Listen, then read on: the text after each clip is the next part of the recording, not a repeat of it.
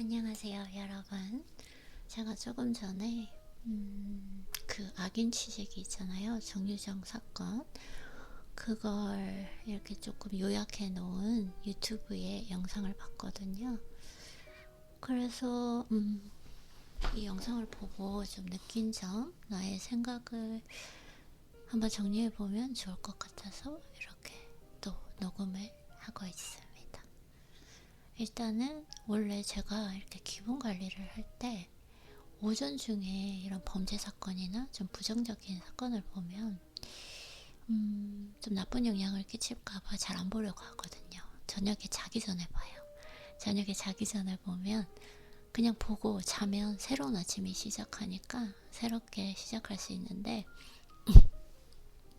좀 낮에 그걸 보기 시작하면 하루의 컨디션이나 감정 관리에 영향을 끼칠까봐 잘 안 보는데, 제가 운동을 지금 하러 너무 가고 싶어가지고 이렇게 일찍 가버리면 안 되기 때문에 좀 생각을 좀 자극적인 것으로 돌려서 잊어버려야 되겠다라는 생각에 조금 전에 영상을 봤습니다. 처음에 드는 생각은 저런 범죄자의 목소리, 그걸 듣는 게, 그 듣는 것조차 좀 기분이 불편하다. 어떻게 표현해야 될까요? 명확한 단어가 생각이 안 나네요. 기분이 너무 좋지 않더라고요. 그 격앙된 목소리 있잖아요. 분노에 찬 목소리. 그런 거고, 기본적으로 봤을 때, 이 사람이 지금 20대 초반이잖아요. 20살인지 21살인지는 명확하게 모르겠지만, 그냥 인생을, 지나간 인생을 알 수 있을 것 같아요. 모든 인생이,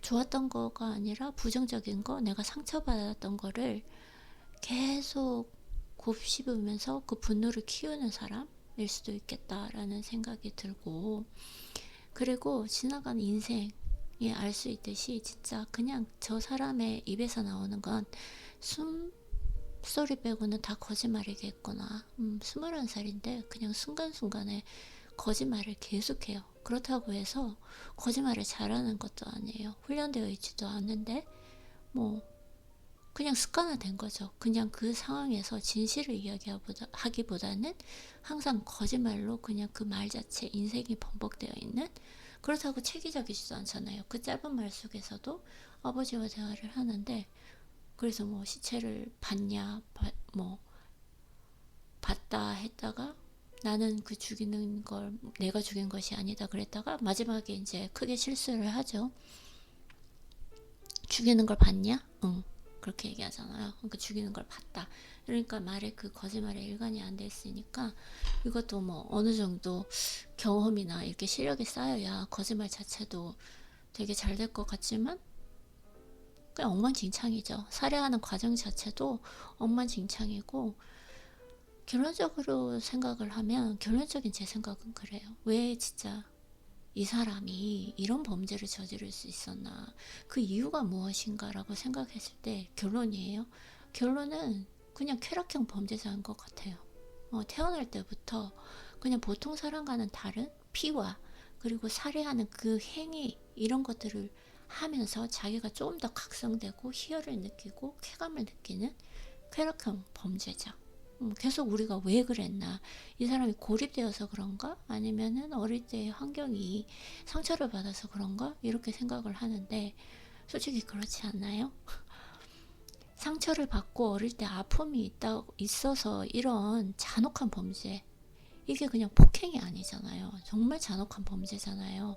이런 범죄를 저지르면 도대체 대한민국에 살아있을 수 있는 사람이 몇 명이나 될까요? 그런 생각을 해서 저는 좀 개인적으로, 뭐 제가 전문가는 아니지만 저는 개인적으로 그런 생각을 했습니다. 이 사람은 쾌락형 범죄자겠다. 그리고 또 한 가지 왜 쾌락형 범죄자라고 하는 거는, 웬만하면 보통 범죄자들은 어떤 피해 현장, 그 사건의 현장, 범죄 현장의 사진을 보면 피한다고 했잖아요. 근데 이렇게 눈을 반짝이면서 봤다고 했잖아요. 이런 사람들은 우리가 예전에 즐거웠던 기억을 계속 해석을 하며 기뻐하듯이 그 살해할 때의 그 감정 있잖아요. 그리고 그 행위, 피 이런 것들을 계속 어제처럼 계속 기억을 한다고 해요. 그래서 계속 기억하면서 희열을 느끼는 거죠. 예전에 이름이 기억이 안 나죠? 그 쾌락형 범죄자가 있는데 정남규. 그 사람도 이렇게 범죄 그 사건의 그 현장 그때의 그 상황을 설명을 할 때 기분에 차서 자기가 흥분을 해서 막 즐거워하면서, 왜냐면 그게 즐겁거든요. 이 사람들은 쾌락이니까. 그래서 그게 사건이 지났는데도 하나하나 아주 자세하게 잘 설명을 했다고 해요. 그게 왜 그러냐면 계속 기억을 반복하거든요. 왜냐면 그때 기분이 너무 좋았으니까, 계속 생각을 했으니까, 어제 자기가 했던 일처럼 이렇게 계속 기억을 하다 보니까 시간이 많이 흘렀음에도 불구하고 그걸 자세하게 상황을 설명할 수 있었다는 거죠. 그래서 진짜 정유정은 쾌락형 범죄자일 수도 있겠다. 이런 생각을 했고요. 뭐 저는 다시 말하자면 저 전문가가 아니고 개인적인 생각 얘기를 하는 거고요. 그래서 또 여러 가지 제 생각을 보면은 아버지와의 관계, 이게 참 되게 이상한데, 아버지의 관계가 유대가 있었냐 없었냐에 따라서 이 아버지는 이 정유정에 대해서 뭔가를 좀 많이 알고 있었던 것 같아요. 그냥 정상적인 대화가 아니지 않나요? 보통 왜냐면은 정유정이 그 이전에 범죄를 많이 저질렀다면 아버지가 뭐 또 범죄를 저질렀어? 해서 이렇게 대응을 할지는 모르겠지만 처음 범죄를 지른 건데, 그래서 시체는 너가 봤어? 너가 했어? 라는 너무나 비정상적인 대화지 않나요? 저는 그렇게 생각해요. 보통 아버지와 자녀와의 대화라면 뭐? 형사님이 왜? 너가 왜? 이렇게 돼야 되는데 왜 그랬니? 그래서 시체는 너가 했니? 봤니? 이런 사건, 이 대화 자체가 그 범죄 사건에 연루된 딸에 대해서 이 대화 자체가 되게 비정상적이라고 생각해요. 마치 아버지가 이 범죄자가 곧 이 일을 할 수 있는 것처럼, 할 수 있는 것을 예상했던 것처럼 느껴지잖아요. 저는 좀 그렇게 느꼈거든요. 그러니까 아버지니까 많은 시간을 보내지는 않았겠지만 뭐 자라면서 어떤 폭력적이고 이런 부분들을 좀 알았던 것이 아닌가? 이 아이는 정말 그럴 수도 있겠다라는, 저는 좀 그런 느낌을 많이 받았던 것 같습니다. 그리고 아버지가 하나도 놀라지를 않아요. 뭐 무기징역 살인이 나올 수 있겠다, 뭐 시체 이런 얘기를 하는데도 너무나 차분하고, 그래서 옮겼니? 이런 얘기들이 우리가 의미가 있나요? 보통 그냥 정상적이라며 너가 왜? 뭐? 형사? 살인? 시체? 뭐 이렇게 돼야 되지 않나요? 그래서 이런 부분들이 아버지는 이 범죄자에 대해서 좀 알고 있지 않았을까. 그런 선천적인 어떤 그 폭력성이라던가 그 범죄 관련된 이런 일들을 할 수 있는 아이일 수도 있겠다라는 걸 알고 있지 않았을까라는 생각이 또 들기도 했고, 아버지가 어떻게 해서 인터뷰를 했는지도 모르겠지만 아버지가 적극적으로 학대는 아니다 라고 얘기를 하고, 가정 환경이라던가 성장 과정에 문제가 있는 것은 아니다, 그러니까 내 잘못은 아니다 라고 말하고 싶으신 거 아닌가요? 뭐 명확하게는 잘 모르겠지만 그것이 이제 지금 큰 의미가 있나? 이런 생각도 들고, 좀 여러 가지 너무나 모든 것들이 비정상적이다 라는 생각을 많이 했습니다. 그리고 학대 여부, 뭐 아버지는 절대로 없었다라고 하고, 정유정은 뭐 이렇게 좀 세세하게 뭐 학대를 했다라고 하지만 알 수 없을 것 같아요. 왜냐면 학대라는 게 보면은 같이 사는 부모들도 그 같은 집안 안에서도 학대가 일어나잖아요. 근데 또 다른 부모는 모르고 있는 경우도 있고, 그렇기 때문에 같이 살지 않았는데 절대로 학대는 없었을 것이다, 뭐 아이가 이런 행동을 했기 때문에 그때 학대를 받은 아이의 모습은 아니었다라고 하는데, 그 여부는 알 수 없다고 생각하고, 아버지가 나는 내가 생각하기엔 절대 학대가 없었다. 우리 아버지는 그런 사람이 아니다. 가족이라도 사실 명확하게 서로를 잘 모르거든요. 그 아버지가 아니면 부모가 내 자녀이기 때문에 나는 내 자녀에 대해서 알고 있다라는 그 오만 착각, 이건 저는 오만이고 착각이라고 생각하거든요. 왜냐면은 자녀들도 부모님과의 대할 때의 그 가면과 학교에 있을 때의 가면과 친구들과 있을 때의 가면과 자기 혼자 있을 때의 가면이 있기 때문에 여러 자아가 있기 때문에 학대는 아니다 라고 말하는 거, 우리 부모님은 또 그런 사람이 아니다 라고 말하는 거, 그리고 더 믿을 수 없는 거는 범죄자 정유정이죠. 살인마 정유정인데, 왜냐면 다 거짓말이에요. 그냥 말 자체가 그냥 거짓말로 범벅이 된 그 습관처럼 의도하지 않게 그냥 진실을 말하지 않는 이 상황에서는 이 거짓말 저 거짓말 그냥 하는, 그게 몸에 배어 있는, 그러나 전혀 체계적이지 않는 그런 사람이라고 생각하기 때문에 학대 여부는 우리가 아직까지는 어느 쪽도 알 수 없는 것 같아요. 그렇지만 학대받았다고 해서, 상처를 받았다고 해서, 어떤 사건이 생겼다고 해서 그렇게 참혹한 살인을 한다? 그것도 일면식도 없는 피해자에게? 그게 만약에 이유가 된다면, 진짜 다시 한번 얘기하지만 이 세상에 살아남을 수 있는 사람이 몇 명이나 될까 싶어요. 저는 이렇게 솔직히 생각해요. 정유정이 정말 행복한 가정에서 사랑받고 자랐더라도, 사람이 살다 보면 자라가는, 이렇게 성인이 되는 과정에서 상처를 분명히 받을 수 있잖아요. 학원을 갔는데 선생님에게 어떤 모욕감이나 또 친구들 앞에서 창피를 당해서 그게 크게 상처가 받아서 트라우마로 남을 수 있잖아요. 그럴 수도 있고, 또 친구들이랑과의 관계에서 내가 또 친구들이랑 관계를 해보면 이게 좋은 일만 있을 수는 없잖아요. 네, 오해가 생길 수도 있고 서로 싸우기도 하고, 근데 그걸 상처받았다. 그래서 그거 하나를 계속 물고 늘어지면서 나는 진짜 너무너무 상처받은 사람이고 나는 피해자이기 때문에 나는 세상을 향해서 복수를 하겠다. 제가 얘기하지만 그런 식으로 그런 상처를 하나 가지고 계속 얘기를 해서 그 원인 때문에 나는 살인을 했다라는 거는 이유를 찾는 것 자체가, 나는 솔직히 제가 지금 말이 조금 결론을 내리지 못했는데, 명확하게 간결하게 정리를 하지 못했는데, 만약에 정유정 이 범죄자가 행복하고 화목한 가정에서 사랑을 받고 자랐더라도 저는 선천적으로 그 살인에 대한 욕구, 그 폭력적인 그 성향이 있었을 거라고 생각을 해요. 그래서 가정에서는 아무 일이 없었지만 만약에 내가 학교에서 선생님에게 학대를 당했고 모욕을 당했고 창피를 당했다, 그 하나의 기억만으로 계속 원한을 삼고 계속 되새이면서 나는 그 선생님에게 복수할 거야 이렇게 하고, 왜 상처를 줬지, 난 너무너무 아파, 계속 그거 생각하면 계속 커지잖아요. 그리고 나서는 그 선생님한테 복수하는 것도 아니고 나는 그때 그 상처 때문에, 내 원한 때문에 사회에 대해서 나는 복수를 하겠다, 왜 나에게 이렇게 상처를 주냐, 말이 안 되는 거잖아요. 저는 그래서 기본적으로 화목하고 정말 정상적인 가정에서 살았더라도 어떠한 이유를 대서 저 범죄자는 이러한 살인을 저질렀을 것이다. 그러면은 그런 이유를 왜 대냐? 내가 이렇게 된 건 가족에게 상처를 받아서 친구들에게도 상처받았다고 하잖아요.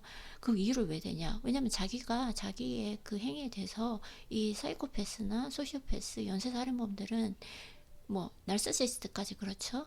나르시시즘 가지고 있는 사람들까지 절대로 자기가 그 행동에 대해서 책임을 지지 않는 특징을 가지고 있더라고요. 자기가 왜 그렇게 했냐면, 내가 어릴 때 아빠로부터 학대를 당했다, 그런 케이스가 많이 나오죠. 아빠로부터 학대를 당했다, 어떤 성폭행을 한번 당했다, 그게 너무 커서 그랬다라거나, 또 그러면은 그때 왜 죽였냐 이렇게 하면 그 아이가 운이 나빴다, 절대로 자기의 잘못을 절대로 얘기하지 않아요. 그래서 어떻게든 무슨 이유라도 내 잘못은 아니고 사회가 그렇게 만들었고 나는 이런 상처를 입었고 나는 피해자이기 때문에 이런 행동을 할 수밖에 없었다. 그래서 제가 생각할 때는 정유정은 정상적인 가정, 화목한 가정에도 살았더라도 어떤 하나 상처를 가지고 그 이유를 대면서 이런 살인을 했을 것이다. 왜냐면은 몸에서 막 끓어오르거든요. 이런 범죄자들은 그 피와 살해 행위를 하고 싶다. 그 자체를 그냥 쾌락을 느낀대요. 그리고 살해하는 그 과정에서 피를 보면서 그리고 어떤 시체 훼손을 하면서 더 각성된다고 하더라고요. 더 쾌락이죠. 그 흥분 강도가 더 높아진다고 하더라고요. 우리는 거의 뭐 이해할 수 없는 영역이에요. 솔직히 이 사람들의 머리를 이해하고 이 사람들의 감정을 이해하고 이 사람들의 심리를 이해할 수 있을까? 저는 그렇게 생각해요. 그렇게 저는 이해할 수 없다고 생각해요. 만약에 어떤 사람은 공감력이 엄청나게 좀 태어날 때부터 있고 어떤 사람은 공감력이 아예 없어요. 그러면 공감력이 없는 사람은 저 사람이 왜 우는지 왜 슬퍼하는지 이해를 할 수가 없어요. 왜냐면 자기는 그런 느낌이 없기 때문에 한 번도 경험을 해보지 못했기 때문에. 그래서 이 사람들을 논리적으로 체계적으로 그 사람들의 심리 이런 것들은 이해할 수 없는 영역이고 그냥 태어났을 때부터 약간 뭐 있잖아요. 강아지들도 그냥 물고 막 죽이려고 하고 되게 태어났을 때부터 공격적인 목을 바로 공격을 한다든지 어, 그런 좀 그런 인물이지 않을까. 그런 범죄자이지 않을까. 그냥 쾌락형 살인자. 저는 좀 이런 생각을 많이 했습니다. 그래서 뭐 이런 부분들을 과연 어떻게 우리가 뭐 사회가 좀 피해갈 수 있을까라고 생각을 한다면 선, 그 살아온 환경이라던가 뭐 가족의 문제를 해결한다 이런 부분들은 저는 아닐 것 같다고 생각해요. 이 사람들은 선천적으로 그런 피가 끓는 거기 때문에 또 어떤 범죄자는 그 밤에 저녁에 어둑어둑해질 무렵 다시는 하지 않겠다고 생각했는데 연쇄 범죄자거든요. 연쇄 살인범인데 이 뭐라 그러죠? 이 배에서부터 쭉 올라오는 이상한 느낌이 들면서 막 피를 느끼고 싶은 그런 충동을 느낀다고 하더라고요. 우리는 이해할 수 없잖아요. 그런 사람들이 있는 게 아닐까, 라는 생각을 좀 많이 하게 됐습니다. 그래서 뭐 살인을 한 사람 보면 정유정과 고유정을 이제 비교해서 하는데 그냥 저는 제가 생각할 때는 멍청한 그냥 초보 그냥 범죄자, 살인자라고 생각을 해요. 보통 보면은 뭐 정유정 같은 경우에도 자기는 자기 나름대로 엄청나게 준비를 했겠죠. 뭐 책도 읽고 하지 않았을까? 라는 생각도 하지만 CCTV에 그대로 다 노출이 되고 그리고 시신을 훼손하는데도 엉망진창으로 하잖아요. 근데 진짜로 보통 보면은 이 역사적으로 좀 연쇄살인범 이런 사람들은 체계적으로 좀 효율성 있게 나 이렇게 얘기를 하면 이상한데 하여튼 공부를 해서 그렇게 시신 훼손도 하고 하는데 그때 무슨 생각이었는지 모르지만 뭐 CCTV에도 다 찍히고 그랬잖아요. 그래서 저는 그냥 살인 충동을 느꼈을 뿐이다. 그리고 어릴 때는 뭐 그저 조금 억눌러 있었다면 이런 쾌락형 선천적인 살인자들은 어떤 각성되는 하나의 일이 있다고 하더라고요. 살면서. 그래서 어떤 뭐 그때 뭐 19살, 20살 이때쯤에 뭐 어떤 영상을 봤다든지 뭐 어떤 걸 보고 각성을 하지 않았을까. 그래서 엄청난 그 살인의 충동을 느끼지 않았을까. 너무너무 하고 싶은 막 그러지 않았을까라는 생각도 하고 뭐 고유정도 뭐 열심히 진짜 노력한 것 같잖아요. 막 장난 아니잖아요. 뭐 진짜 시체 막 유기하는 것도 보면은 막 엄청 열심히 하잖아요. 그리고 막 체계적으로 CCTV도 없고 뭐 이런 데 다 하는데 뭐 근데 뭐 자기가 그 검색을 자기가 어떤 과정을 거쳤는지 검색을 거의 그대로 다 해요. 휴대폰인지 컴퓨터인지는 모르겠지만 그러니까 그 사람이 어떻게 이제 그 살인 계획을 세우고 준비를 하고 이걸 체계적으로 순서대로 검색을 한다라는 거죠. 그러면은 웬만한 사람들은 그냥 사소한 범죄를 지르는 사람들도 휴대폰이나 컴퓨터는 포렌식 하기 때문에 그 검색을 하지 않을 거라고 생각하거든요. 그게 기본이기 때문에. 근데 그대로 그 검색을 다 하고 이러는 거 보면 자기는 뭐 엄청나게 뭐 체계적으로 이걸 준비하고 자기는 엄청 좀 똑똑하고 나를 찾을 수 없을 것이다 했지만 그냥 멍청하다. 제가 이렇게 말해도 될지는 잘 모르겠습니다. 이건 저는 개인적인 생각이라서. 그래서 뭐 사회가 할 수 있는 일은 솔직히 뭐 생각을 해보면 저도 많이 생각을 해봤거든요. 그냥 뭐 연쇄 범죄자다 아니면은 그냥 살인마다 이렇게 생각하는 것이 아니라 이런 사람들을 피해서 우리 사회가 할 수 있는 일은 무엇인가.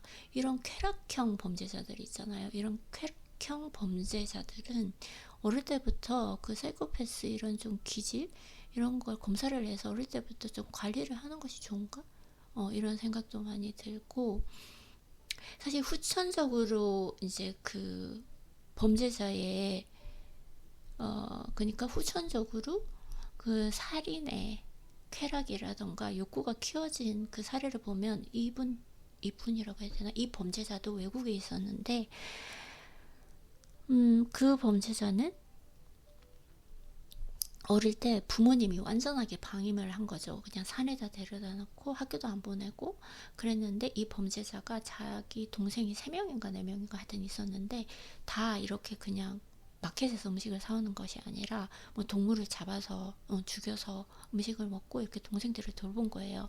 그래서 어릴 때부터 그 동물들을 잡고 이제 막 그 또 정리를 했겠죠, 먹기 위해서.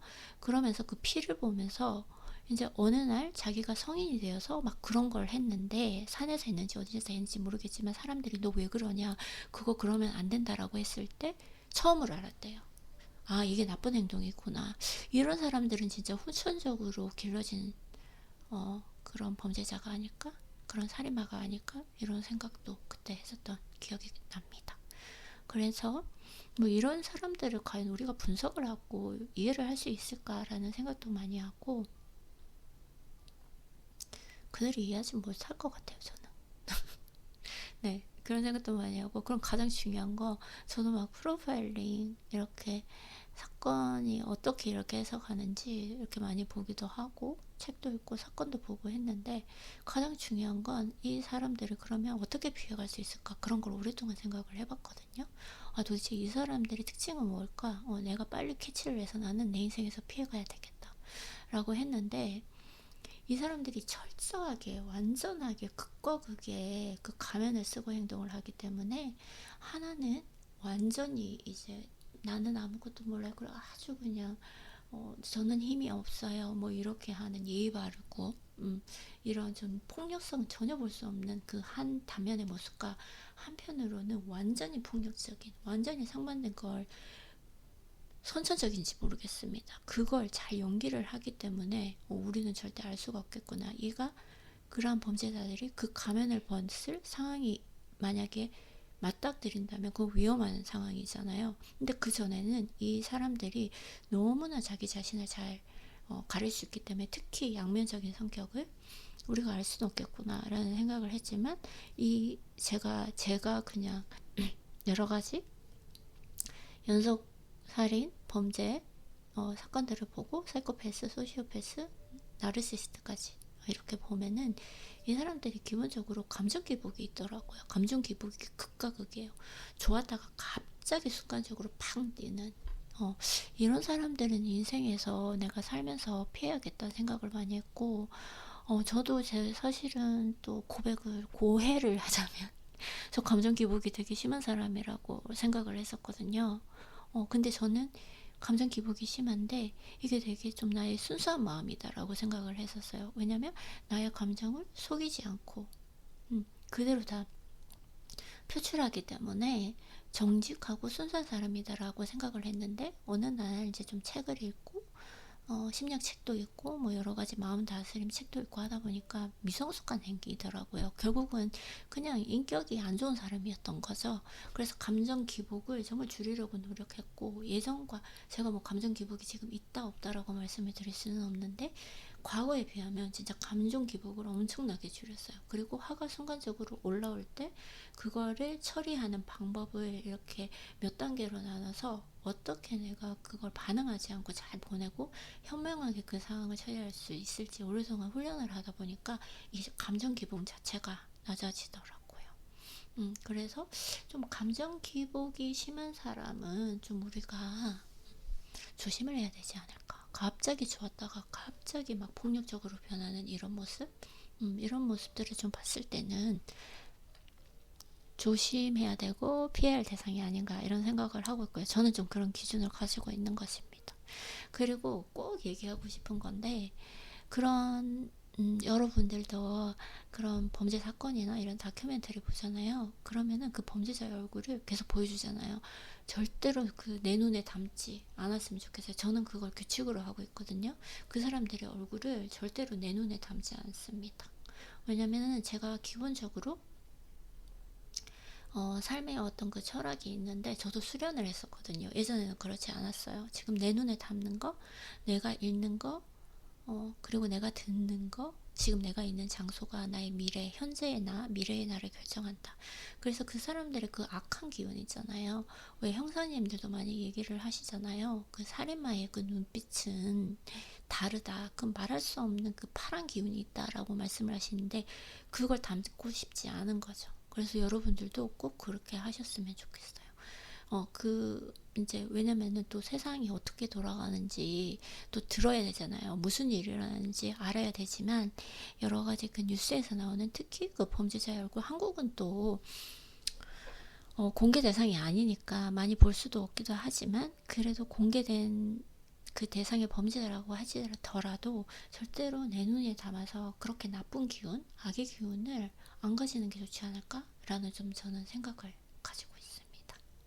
그래서 이렇게 짧게 좀